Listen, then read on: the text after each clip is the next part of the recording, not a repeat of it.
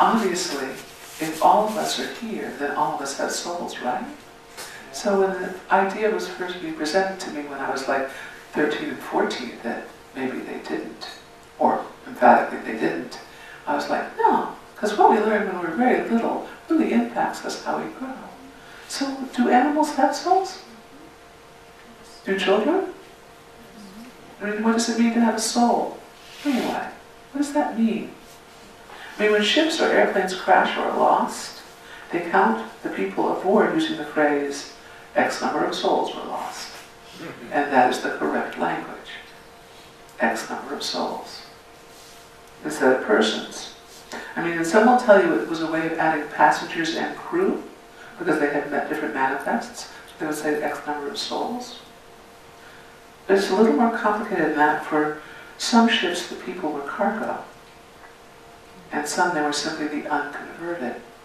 So if you were considered unconverted, you had a soul. If you were considered unconvertible, because you were an animal, you did not. The first nautical usage dates to 1390. A week ago Friday, I was in Homestead at a vigil with people that were here. Part of the Lights of Liberty vigil in front of a fence that surrounds a great big white tent, white windowless tents. I'm sure everybody here has seen the pictures and heard of them. They've been privately contracted to hold 2,350 children. That's what the contract reads. Estimates are there about 2,500 right now, but there's no way for us to know. 2,500 young souls separated from family, survivors of trauma already. We held candles and lit candles that they couldn't see. We sang This Little Light of Mine. All over 800 sites sang This Little Light of Mine. And we cried. People are holding their vigil still. Tonight. Could they hear our singing? Could their souls? So this sermon is about those unseen powers, both holy and man-made, that influence our lives. Long ago I worked at the ASPCA when it was not only a national animal welfare organization, but it was the local shelter. It was the municipal shelter for the tri-county area that makes up New York City. And I was the evaluator of one of many, but I was an evaluator of shelter intake. And so I noticed when I was evaluating the cats, there were a significant number of cats that were owner surrendered. And of those that were owner surrendered, there was a significant number that were turned in because the owners were pregnant. And I was like, what? Pregnant? What's that? Why is that a reason? I mean, I had been accustomed by that time to the instant sudden onset of allergies, mostly from a cat who was peeing on a pillow, and of people having to move. Not that I'm agreeing with these things, but I had grown up with women giving birth to many babies in close proximity to cats giving birth with too many babies. I mean, sometimes in barns, yes, but really? Pregnancy is a reason to give up your cat? Why were women giving up their cats? So I had to go discover. I really wanted to know. And some of you may already know part of this answer. I think you know. Toxoplasmosis. Right. Caused by a protozoan parasite that can infect the fetus, cause blindness and permanent brain disabilities. Cats get it from eating wild infected prey, pooping, and having the bacterial oocysts gestate in the feces for 1 to 5 days. How many New York City apartment cats do you think are at risk for toxoplasmosis? Just a hypothetical question, mind you. Not to mention that if you scoop your poop twice a day, you pretty much handle the situation, and wash your hands. I spoke about that earlier. So, the second infectious idea is that a cat might smother the infant. The rationale went like this.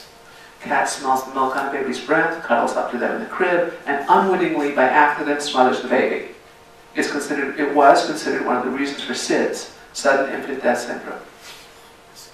We now know that improper sleeping, positions, and conditions are the #1 reason for what we used to label SIDS, which isn't to say that real SIDS does not exist, and it's tragic, and it does. But it is not in the numbers that we used to think of. Comforters, pillows, soft mattresses, intoxication, adult humans. Those are the causes of SIDS. Hence the back to sleep movement. You put the baby on their back to sleep. You do not swaddle. You swaddle them, but you don't cuddle them up with pillows. They've been incredibly successful, and those numbers have dropped. And I could not find any cases, not a single one, anywhere I looked, at a cat smothering a baby, anywhere in the world that I could find. Even 30 years later, when I'm doing this sermon, I wanted to say, well, let's see. Because, yet, do cats steal baby's breath is still a top Google search for young pregnant mothers with cats. And there's absolutely no, like, why? I mean, why? Why would a cat smother a baby anyway? I mean, you live with cats? You have cats? Yeah, I mean, really? Well, to steal its soul, of course. What? Because behavior and beliefs, they're tricky things. We are highly evolved believers. Say that again. We are highly evolved believers. We build our present on unseen or forgotten pasts, on habits of generations, of systems put into place so long ago we no longer even see the system. Or maybe the system that was put in place has now disappeared through the ravages of time. Things we once knew as true, even if we think we know otherwise, still impact us. They become this intricate lace of our collective past. They become the curtain that filters out our ability to see the light. And every single one of us is susceptible because we are all human. In Genesis 1:7, the Lord formed man from the dust of the ground, breathed into his nostrils the breath of life, and the man became a living being. In Genesis 1:20, usually translated as, and God said, let the water teem with living creatures. But the literal translation of Nefesh Hayai is not creatures, but living souls. So it's more accurately, and God said, let the water teem with living souls.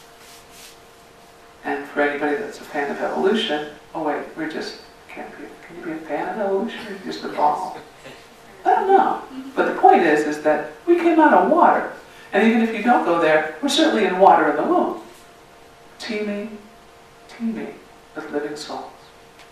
Genesis 7:15, pairs of all creatures that have the breath of life in them came to Noah and entered the ark. So once man believed the soul lived on the breath, no life. The soul, the life force has left, moved on, integrate. Even now, that is how you determine whether someone is alive or not. Are they breathing? And then after are they breathing, is their heart beating? Because the heart, you think, oh, it's separate. The heart is beating oxygen into the areas that need it. It's not, is the heart beating a sign of life? That is still connected to, we have to be aerated, we have to have breath. This simple formula is found in sacred texts all over the world. Breath is life. In the European Middle Ages, time of the Inquisition, the eradication of local natural earth-based faiths was actively going on. Fears of evil were being fomented to keep power structures in place. How long ago was that? Sorry, I digress. Cats were the familiars of witches, it was deemed. Or perhaps they were demons themselves. So if a soul and a breath are one, and a baby's breath does smell like milk, and there's no central heating, where might a good cow's cat sleep when it's not out mousing? In the cradle. The evidence was clear. The cat was seen sleeping at the end of the cradle. The cat was gone. The baby was dead. Clearly the cat had stolen the baby's soul. How could you think otherwise? So then you would kill the cat to free the soul. And if you didn't know which cat it was, then you would have to have mass cat killings, which were festivals. And you can look those up. Which morphed into the medical entry in January 25th, 1791. Quote, a child of 18 months old was found dead near Plymouth. It appeared on the coroner's inquest that the child died in consequence of a cat sucking its breath, thereby occasioning a strangulation. So suddenly now what we have is the science entering into this, occasioning a strangulation. Fast forward, you will still find today some OBGYNs positing that a cat might smother a baby, despite no evidence that that's ever occurred. It could happen. How and why? So whether you believe in the existence of a soul or not, old beliefs have shaped and continue to shape your world and my world and the world that we share. So what is the soul anyway? Is it simply our breath, or is it something more? I mean, for some, a soul is a synonym for a physical person in general, like souls. All souls, we're here at all souls, which may be both. Or it's an individualized person, that poor soul. But we also use it to mean something sacred, a quality beyond the physical, something intangible, something sometimes eternal. Children can realize that this is not this. Something is no longer there. What is that? Where did Emerald the Fall go? We have translations, definitions, and ideas for souls. We have fights over them, theological debates over them, but really there's a bigger issue. As so often happens when we get into the trenches to fight about the minutiae, we're forgetting to pay attention to what's really important, and that is who gets to have a soul. Who gets to have one?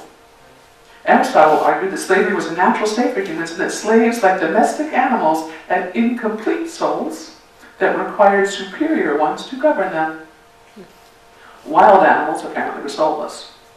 Plato concurred, right, and thought it right that superior rational men, only men, by the way, superior rational men, rule over the inferior, be they man or beast. In the Third Nicene Council, first notable, most of you know about the First Nicene Council, gave us the Trinity. We kind of forget about there's a bunch of other ones. Well, in the third one, it was decided that animals did not have any souls. The question of slaves was a bit trickier. They depended on when they became slaves, and the debate roared over whether women had souls at all. It was decided that we did have souls. By only one vote, after a long debate, at which point it was decided that upon death, before entering into paradise, our female souls transmute into male souls to gain entrance into heaven. That, by the way, is still canon. Wow. Can't take it with you. So heaven is a place with only men and no animals. We create the heaven of our understanding. I'm just going to sort of leave that there.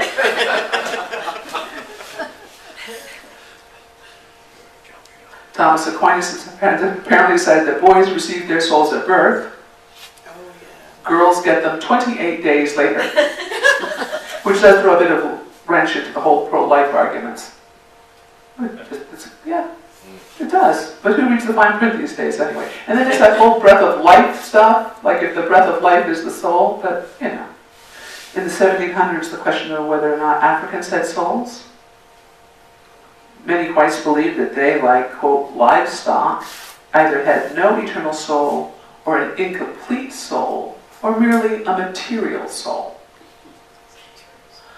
Canon for many churches now is that animals, i.e. non-human animals, only have material souls, not eternal souls. Abolitionists pushed hard on the idea that all persons, regardless of origin or color, had souls. It gained traction. It took off like wildfire. An argument helped significantly with the effort to ban slavery, first in England, and then here, causing the opposition to admit that, well, okay, they have souls. But, they're more animal than human. But no, wait, okay, so that's not going to work either. Instead, you know what? The Bible supports the idea of slavery. It does, yes. Slaves are part of God's natural order, and so that's where they had to go. We are still seeing shadows of that idea everywhere we look. Everywhere we look. What is a slave? What is a slave? A visa customer. A voiceless prisoner. A slave is someone that has no voice and no ability to be a change agent in their life. Legally, morally, spiritually. I don't want to make light of this, because all of us have parts where we feel we have no voice, but have access to gaining a voice. And all of us have been in some places where we were the person that took away someone's voice. Who gets to have a soul was and is a political event. The false boundary that has been made between who is an animal and who is a human has long been a core element in the treatment of ethical treatment of animals. It's one of the banner cries of the animal rights movement. I'm going to argue differently. I'm going to argue that it's been the defining element in how we treat humans, and that the other is a distraction. Even the phrase human-animal bond smacks of our separateness, denying our animal selves and denying the souls of all. Because we are raised in a Judeo-Christian centered culture, I've chosen the bulk of the sermon to focus on Western Christian events and theologies, because that's the soup that we swim in. But I think it's really sort of important to kind of look at all the sacred texts, and all the sacred texts around the world proclaim the unity over and over and over again in their creation stories all the way through the advanced texts. From the beginning we are sung into being, we are created with the Word, we are created from and by breath in some way. If you breathe, you have life. If you breathe, you have a soul. Breath is life. Spirit is the breath of God. And God is just a nickname. Be it the ancient Vedic texts, the Torahs, the Bibles, the Qurans, account of Genesis, countless fables. It isn't until later power structures that we find theologies of division in paradise. Who gets in, when, where, what level. Lines are drawn. Who gets into heaven? Who gets to remain in the hell? Even if it's a hell of their own understanding. Descartes connected the soul with having emotions and feelings. That was how he started drawing his lines. So in order to have a soul, you had to have emotions and feelings. Adding a scientific flavor to the unholy division that we're still struggling with today, while at the same time he shared his life with his little white dog that he loved by all his accounts. He staked other dogs while still alive to be able to dissect them and watch them. And he declared that animals had neither feeling nor emotions, even though he was loved by the little white dog. Individual souls are apparently the property of those with brain receptors and emotions. Early scientists declared that infants and animals lack both. It's only been recently, very recently, that we have given infants the right to feel their pain surgically, emotionally. Our early stories filter into our world. It's up to us to do these rewrites. What does it mean to have a soul? It means you have the breath of life. And if it means you have the breath of life, then animals and infants have souls. If it means you get to go to heaven, then animals have souls. Revelations 19:11, Jesus rides a white horse. And I think even the most literalist among you will agree that a horse is an animal. You cannot deny that. If it means you feel physically, emotionally, then even the simplest of beings qualify. In a last-ditch effort of keeping humans separate from animals, science, along with various philosophers and more than a few theologians, have dug deep into the issues of consciousness and self-awareness. We are the self-conscious animal. We're better at being aware. We're more mindful. Yeah. But with parrots naming their offspring, and they do in the wild, and gorillas making individual requests in the lab, that too is a fence that is falling. What would it mean if we could simply be the human animal? Each of us unique, each of us special, each of us human, just like every unique and special being on this big, wide world that we live in. part of a whole community of sacred souls sitting within a sacred soul. What does it really mean to have a soul? I have an idea that we are the animal that has separated ourselves from the soul of God, however you define it. Perhaps that was the sin of original sin, to miss the mark, to be separated from the center. Perhaps other animals never separated like the way we did. All religions come out of our first spiritual impulses of longing and belonging. All of them. All of the relationships so neatly defined by the first and the seventh principles, the ultimate individuality of every being, and the connectivity of everything. What does it mean to have a soul? Ecclesiastes 3:19 states, "For the fate of the sons of men and the fate of the beasts is the same. As one dies, so does the other. They all have the same breath. And man has no advantage over the beasts, for all is vanity." You thought that was only Chief Seattle.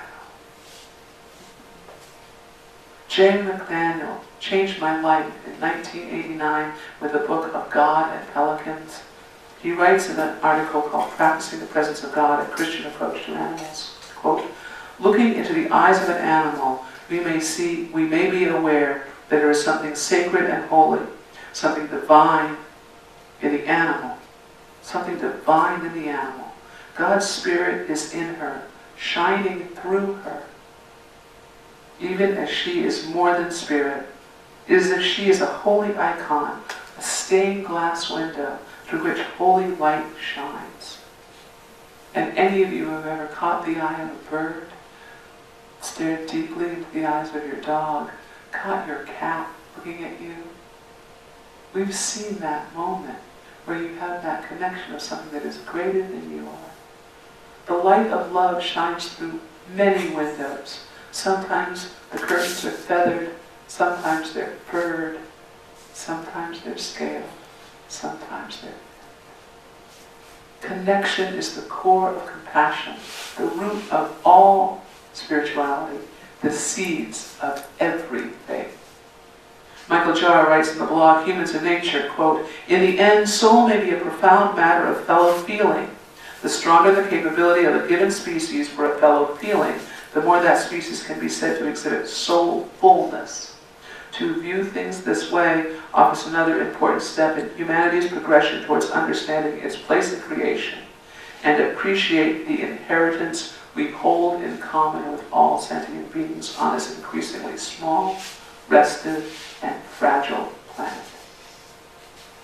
What does it mean to have a soul? It means you are worthy of being saved.